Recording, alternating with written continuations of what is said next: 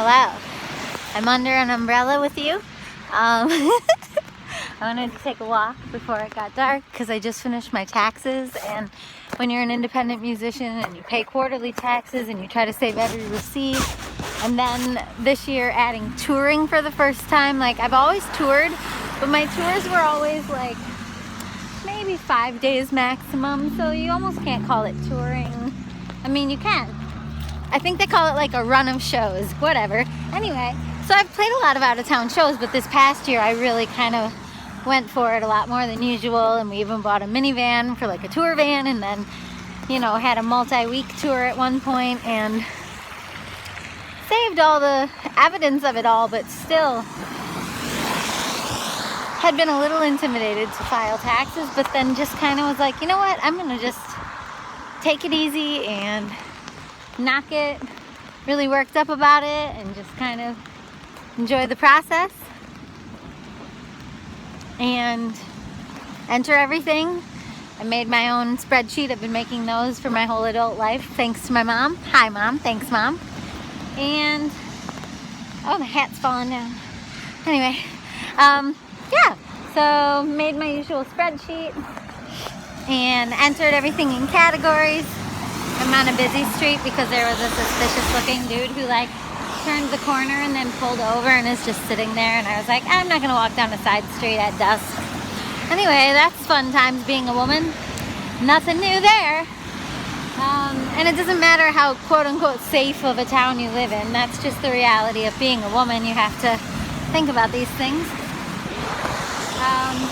Like, I don't go to rest stops. Like, if I'm trying to visit my family in Minnesota and I'm driving through Wisconsin where I grew up, like one time I got off at a rest stop, perfectly peaceful nature looking place, but it was maybe just after dark, and I saw like 3 trucks and like 6 guys right by the entrance. Probably harmless. Nonetheless, no matter how much I had to pee, I just got right back on the highway. I was like, nope. And then you go find a gas station instead, maybe something like employed by some women, or I don't know. It's impossible. It's frustrating. If you've never been a woman, there you go. Believe my experience. If you don't believe my experience, well, I don't know. Ask your own wife or kids or whatever. It's just what it is.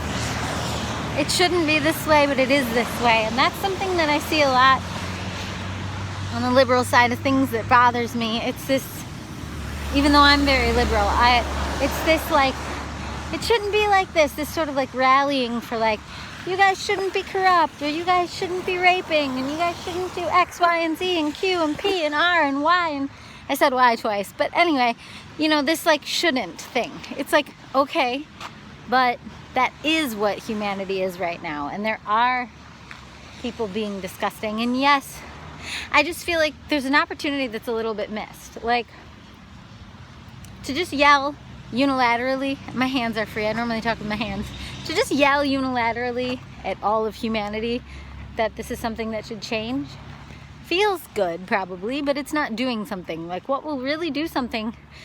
Go talk to the men in your life that you think have some pull in that world, in that society. Go talk to, and you may think like, well, it's not my job. Well, yeah, great, but that doesn't win this war. And it shouldn't even be a war, but it is a war. And it's not a war. I've been getting a lot more versed in reality lately. Like, yes, it shouldn't be fill in the blank, but it is fill in the blank. You know? All of the people who have wounded me in my life, made me afraid for my safety, literally, it has always been men. Sorry. Like, women have made me uncomfortable deeply. I don't feel comfortable in almost any space that has multiple women. No offense, sorry. Comfort is not something that I tend to receive and feel from women. I'm usually too specific, or too big, or too weird, or too communicative, or too questioning for most women to feel their usual sense of power or clarity. I don't even know what it is. I can't even describe it. But I've never felt like a sense of like, I'm part of this club with groups of women. I've always felt either ostracized or just confused. I don't know. I just usually end up wanting to get out, whatever that is. Whereas there are some groups of men or mixed men and women, non-binary, LGBTQ. I always drop those, like, I'm trying to say, like, in all races and all sexualities, but it's like, my point is, whenever it's like all women, I do tend to feel a certain way. Whereas if it's all men, unless it's a particular, I don't know how to say it, vibe, I tend to feel a little differently. Anyway, I'm not getting into that. That is way beyond my pay grade, which is 0. So anyway, what was I saying about, because that's really controversial. I just think women have, whether or not they want it, a lot of women have a sort of soft power over men. It's partly why sometimes I don't trust women, because sometimes women aren't even in touch with it. They don't even know that they're using their soft power. I've had to stop being friends with more than one woman before because they didn't know that they were being like borderline seductive. And I have so many issues around sexuality in my own personal inner being that I don't want to watch you work out your sexual issues with my friends or loved ones. Like I can't be your witness for that. So if you're somebody who can't be aware of your own ways that you're using sexuality to gain favors or gain influence, then I can't be close to you. Like, if you're aware of it and you know it and we can talk about it, that's different. But I've known women who act very manipulative and almost seem like they don't know that they're doing it.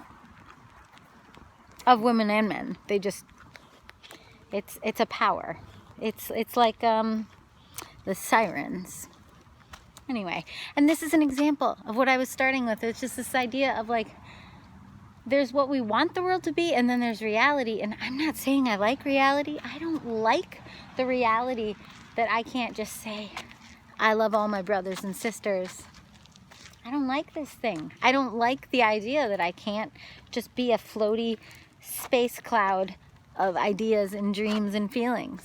I don't like the idea that I have a body that is a threat to you in some way if I behave incorrectly or inappropriately when I'm like 19 years old and don't even know myself. Like or have had 3 beers or something, you know?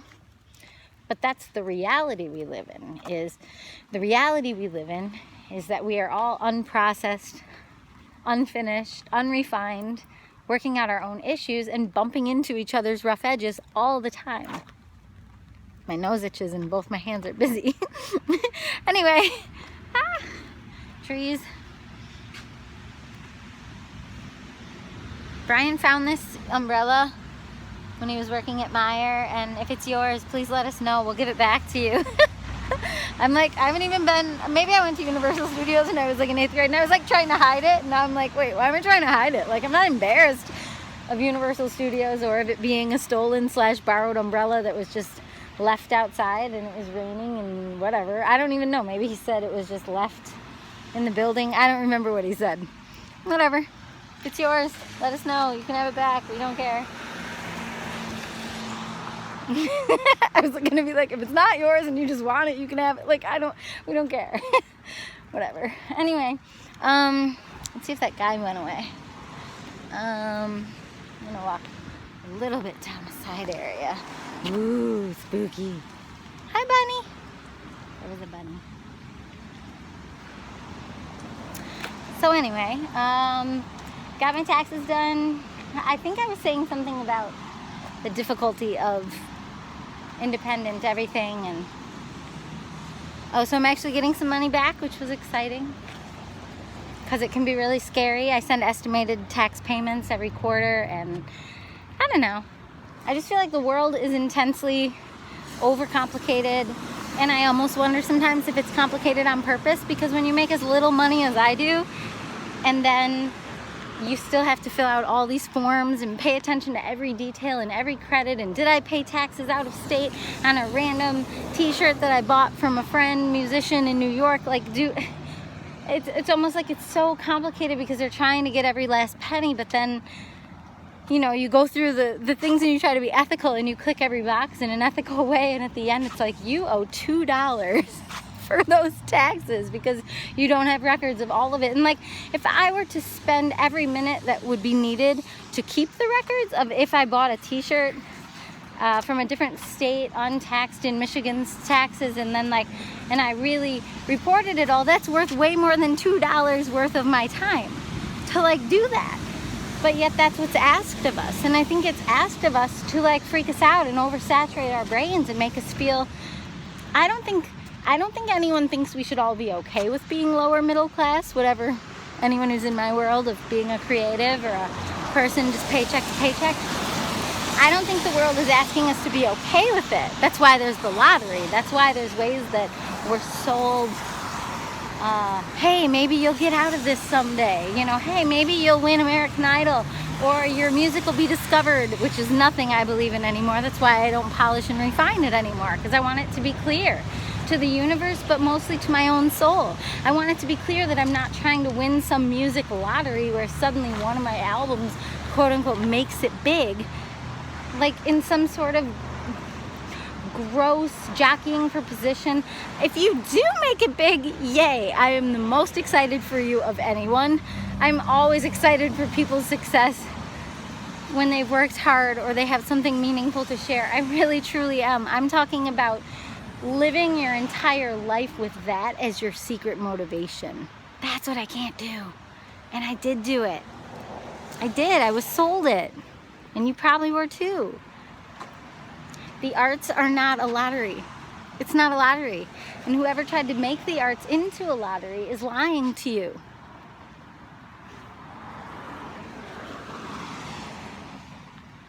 People who work in the arts work harder than almost anyone I know for such little money. And for such little prestige now too, and attention. It's insane. Don't make that your goal. Don't think, well, I'll just do this real quick for 5 years or something, and then I'll just get my royalty checks and then it'll all be great. Like, I mean, feel free to try, but if you can, let go of that thought as often as you can, because that thought is toxic, it's poison, it's making you project outward onto a conditional future that is very unlikely. But I'm not saying that to crush your dreams. I think it is good to have dreams of deep joy and deep resonance and deep meaning and maybe tons of album sales or maybe some other success. But like, it's like you want to keep those dreams really vague. And the reason to keep those types of dreams really vague is because the more specific they are, the more likely that they are some sort of weird, toxic lottery dream that was sold to you somewhere along the way. Maybe you just like, maybe not sold to you, maybe you just fell in love with your favorite rapper or your favorite weird freak folk indie artist, and you just fell so in love with them and you saw the life they're living, but what your own brain didn't fill in for you is that the life they're living, you're only seeing the outside of it. You're seeing the outside of the rapper or the outside of the freak folk artist. You're seeing their one album every 5 years or maybe 2 years if they're faster in output. I mean, there's weirdos like me, but I will be very transparent with you. I don't make money. I don't make money.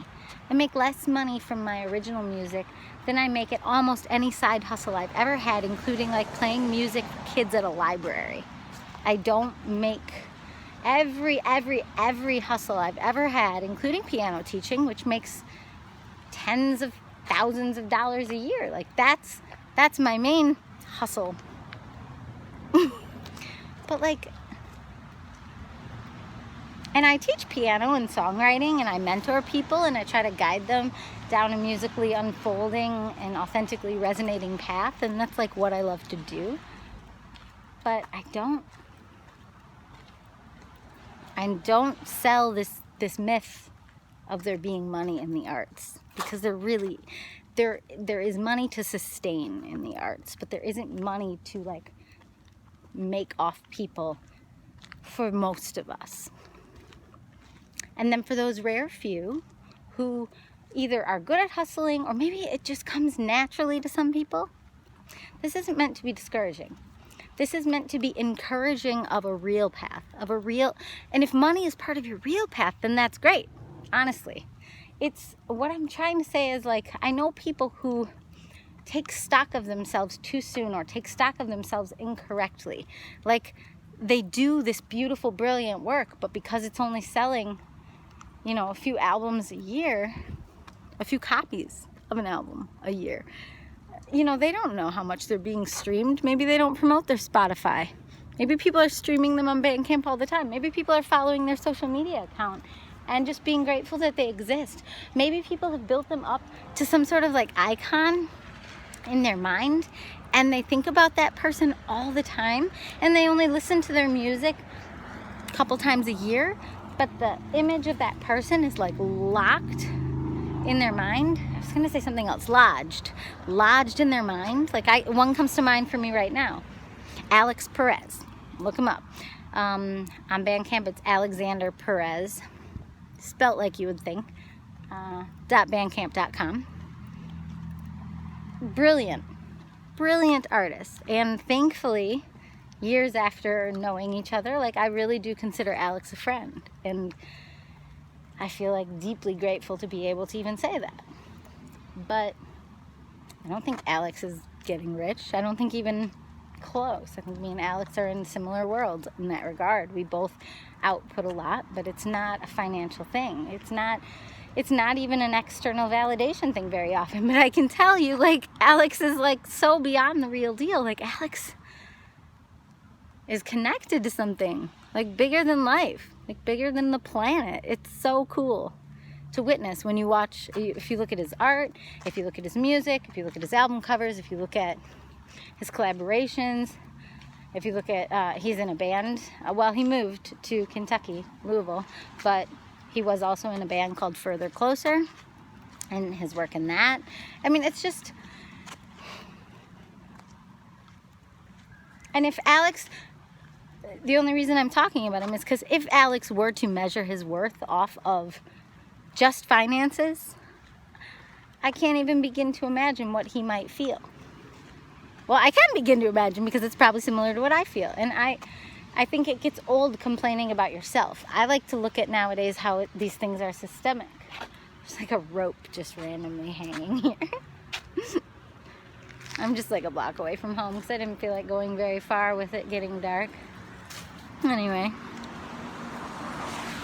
So, I just think if you feel like you're not being valued, ask yourself, how do you value others? Do you value others with money? Or do you value others with encouragement and kind messages and even something super introverted, like just thinking about them all the time in your own private world and in your own mind? Like, if that's how you value others, and maybe it's a good lesson to you. Like, if you value others in a very secret way, it's a good lesson to you to be like, maybe others value me in a secret way and I'm just not getting to see or hear it. And if that's the case, you can do what I started doing a few years ago, which is starting to like message people and like let them know. Like when you're thinking about them, or just that an album or something they said or did means a lot to you. I post on people's pages. I post comments and replies on people's pages of encouragement more than almost anyone I know. But that's not to say I'm better than you, or better than anyone. It's just to say that's a learned thing. I'm just getting older and I'm noticing that, like, wow, people really don't validate each other, but yet we all want validity. That's weird. Most people I know want to know that the people around them think they're doing a good job. Most people I know don't just want validity in some vague way. They specifically want to know that the people they love think they're doing a good job. So if there are people you love and you think they're doing a good job at X, Y, Z, Q, P, R, whatever, like, let them know. That might be the literal only thing they're desperate for. That's how I feel a lot of the time.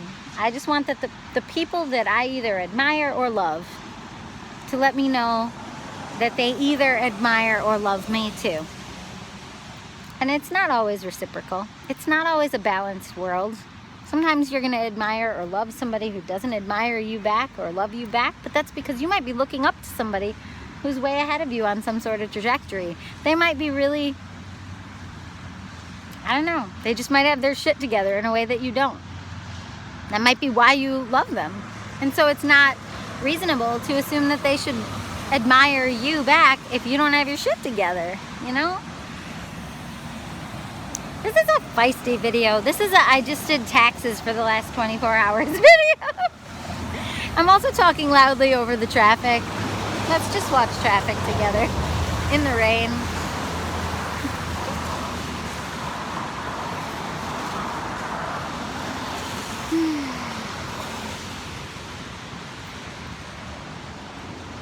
Feisty Jess, sorry. I'm not gonna start talking about myself in the third person. I'm sorry about that. Although, who really cares, right? I mean, I'm the only one not experiencing me as Jess or Jessica. Everyone else literally is gonna call me by my name. I'm the only one calling me I. Why is that something to be so paranoid about? Seeming like you're full of yourself? You are full of yourself. You're stuck inside yourself. You are full of you, and I am full of me. And we are all just stuck, trapped in these destinies of being in ourselves, but trying to not be full of ourselves, but accidentally then going too far and accidentally putting ourselves down in order to believe that that will make us more likable. Because to be full of yourself is supposedly some big, terrible deal. But I have done some research on this subject, and I can tell you that it is more unlikable to dislike yourself. I have never seen somebody like me more for how I've put myself down. And I've been doing it for over a decade, just putting myself down left and right.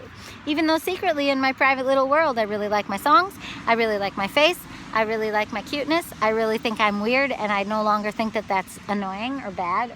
I think it might be funny sometimes. My hair is itching my face. I'm sorry. This tree is really cool. Looks like camouflage. Hi, tree. Big tree. Well, if you believe in yourself, but you think it makes you unlikable to admit that out loud, I don't know. My suggestion is to get over that. The world doesn't open up to you for how humble you are. It just doesn't.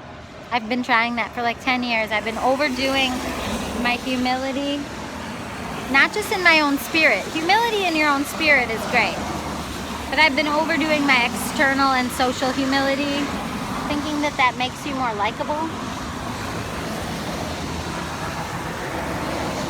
Mostly because I couldn't figure out how to do the other thing that I saw some people doing, which is just straightforward, just being excited.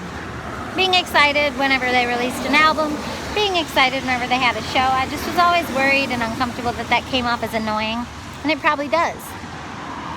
But that's the secret. Why are you worried about how you're coming off? And I say this to myself as a super sensitive being. Sensitive both in a very positive way and in a really destructive way.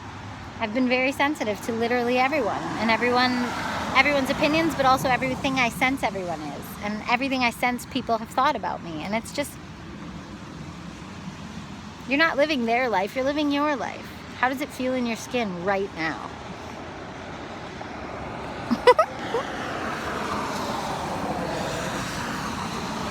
You know, just like take that deep breath and just be like, wow, how do I feel right now? How do I want to feel right now? Do I want to feel good? Can I feel good even if no one else is sitting around thinking about me and thinking that I'm great? Can I just feel good just being alive? Breathing in air? Wearing cute shoes? They're pink, but it's probably too dark. Can I just feel good just carrying an umbrella in the rain after getting my taxes done? Can I feel good just being someone who didn't used to release music? Tiptoeing into a world like, woo, maybe I'll start releasing more music. First once every few years, then once every other year, and then once a year, then maybe once every other month, and now like anytime you flip and want? Can you do that if that's what you want to do? Can you be as absolutely alive and full as you want to be? I know I haven't been able to. I've always had two things in my brain. One, the thing I wanted to do and be, And two, the thing that I thought was socially acceptable or wouldn't make me disliked in the eyes of my friends, acquaintances, family, loved ones of any kind, people who hate me or dislike people like me, anyone who would make fun of me on a show like SNL.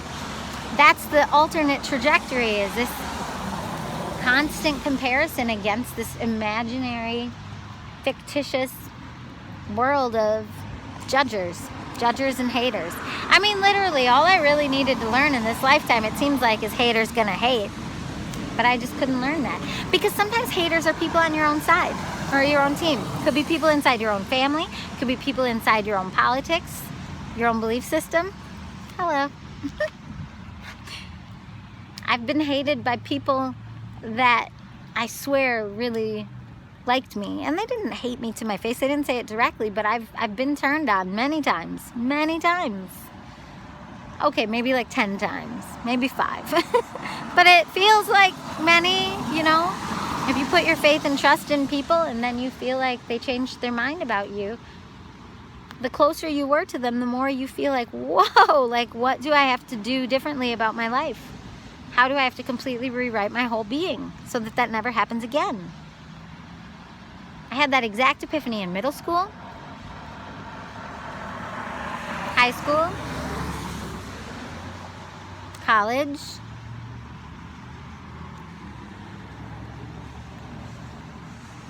on a job after college,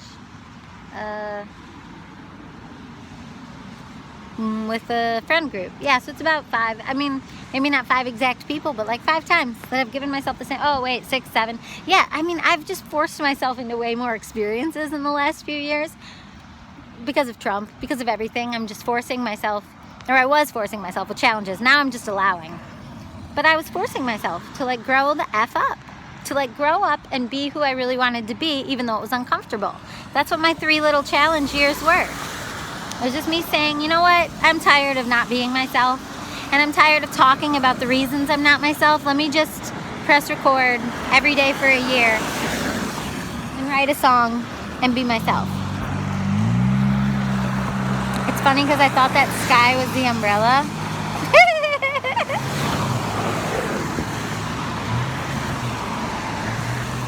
Well, I should probably go because it's gotten really dark and there's no real such thing as a safe town. Ew. Plus, this is like a major highway that I live a half a block from.